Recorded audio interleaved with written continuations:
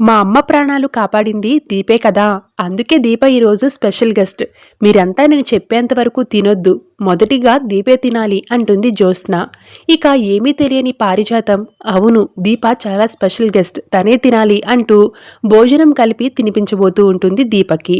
ఇక అప్పుడు కార్తీక్ దాసులకు అనుమానం ఇంకా బలపడిపోతుంది. దీప తినేదానిలో జ్యోత్స్న ఏదో కలిపేసింది అని ఫిక్స్ అయిపోతారు.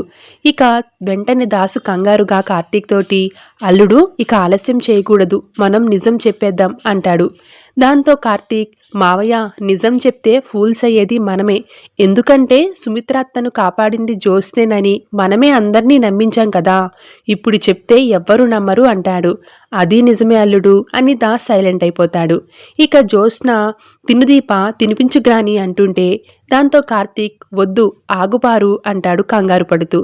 దాంతో జ్యోత్స్న కోపంగా కార్తీక్ వైపు చూస్తుంది. పారు దీపకు తినిపించడంలో స్పెషల్ ఏముంది? దీపను జ్యోత్స్న కూడా ప్రేమగా చూసుకుంటుంది కదా, కాబట్టి ఇప్పుడు దీపే మొదటి ముద్ద జ్యోత్స్నకి తినిపించాలి. పెట్టు దీప అంటాడు కార్తీక్.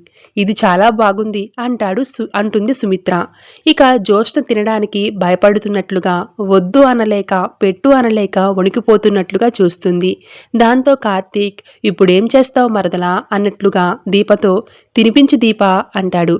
ఇక అప్పుడు జ్యోత్స్న కూల్గా దీప పెట్టిన ముద్ద తినేసి ఇంకో ముద్ద పెట్టు దీప అంటుంది. వెంటనే దాసు కార్తీక్ తోటి అల్లుడు నా కూతురు మనతో నిజంగానే ఆడేసుకుంటుంది, ఈ ఫుడ్లో ఏమీ కలపలేదు, కలిపినట్లుగా మనల్ని భయపట్టింది అంతే అంటాడు. ఇక దాంతో కార్తీక్ ఊపిరి పీల్చుకుంటాడు.